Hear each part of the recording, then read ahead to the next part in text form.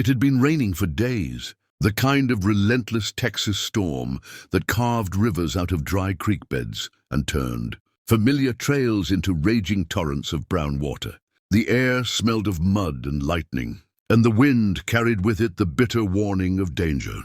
For Emma, the storm had been nothing but background noise as she drove her old pickup down the narrow back road, trying to beat the weather home. But nature doesn't care for human plans. And the second her tires hit the washed-out bridge, the world shifted. The truck skidded, her scream swallowed by the roar of the flood. And in an instant, she was in the river, the cold current clawing at her body, pulling her under. Water filled her mouth, panic filled her chest. And in that moment between life and death, she wondered if this was how it all ended, alone, nameless, lost in the storm. But fate had other ideas, and fate wore a cowboy hat. From the high bank of the river, he saw her. Jacob McAllister, a man of few words and heavy scars, had been checking the cattle fences after the storm. When he spotted the flash of her truck going under, without thinking, without weighing the risk, he threw himself into the water. The current was merciless, tossing him like a rag doll.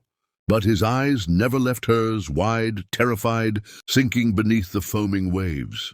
Muscles straining, lungs burning, he pushed forward, each stroke fueled not by logic, but by something deeper, something primal that whispered, "Save her." When his arms finally wrapped around her trembling body, the world seemed to slow. Her hair clung to her face, her lips blue from the cold, but she was alive. And that was all that mattered. He held her to his chest, kicking against the torrent, fighting the river like it was his oldest enemy.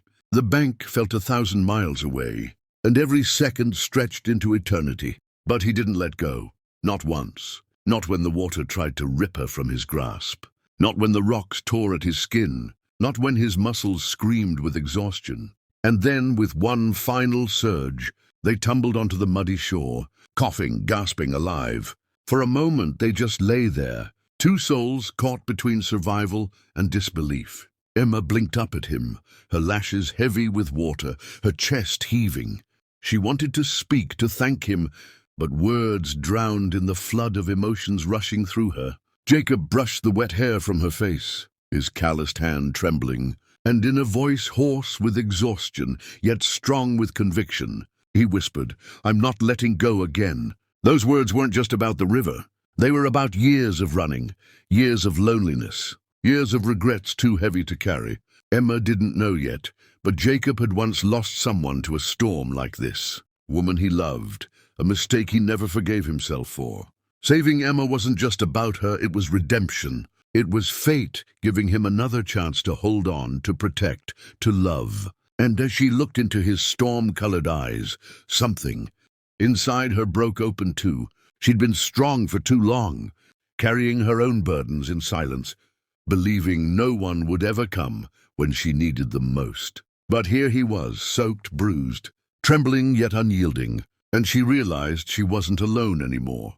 The storm raged on around them, but in that moment, the world narrowed to the warmth of his arms and the promise in his words. He lifted her gently, carrying her back toward his horse tied up by the trees. Every step heavy with mud, yet steady with purpose. She clung to him, not out of fear anymore, but out of something new, something fragile but fierce, trust. And as the thunder rolled and lightning split the sky, she knew this moment was carved into eternity. Back at his ranch, the firelight flickered across the walls as he wrapped her in blankets, his hands careful, his eyes never leaving hers. Silence stretched between them, not awkward, but full of unspoken truths. Finally, she whispered, "Why did you come after me?" His jaw tightened, his gaze dropping for a moment before rising again, with the weight of a man who had seen too much loss. "Because I couldn't stand by and watch the river take someone else from me." "Not again. Not you." The air hung heavy with those words, the kind that don't just fade, but take root in your heart. She reached out, her fingers brushing his, and in that small, trembling touch, he felt forgiveness for himself, for the past, for the pain he carried.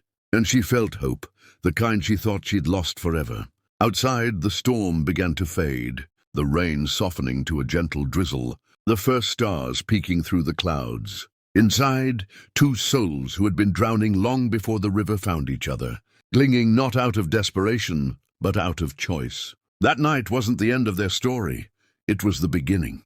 A promise forged in floodwater and sealed with unyielding resolve. He had saved her life, but in truth she had saved his too. And as dawn broke over the horizon, painting the sky with fire and gold, Jacob's words lingered in the air.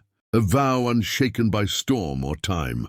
I'm not letting go again. So if this story touched your heart, if you believe in love that fights through storms, in second chances, in holding on when everything tries to tear you apart, then make sure to subscribe to this channel. Because here, every story is a reminder that no matter how fierce the flood, there's always someone ready to pull you from the water and never let go.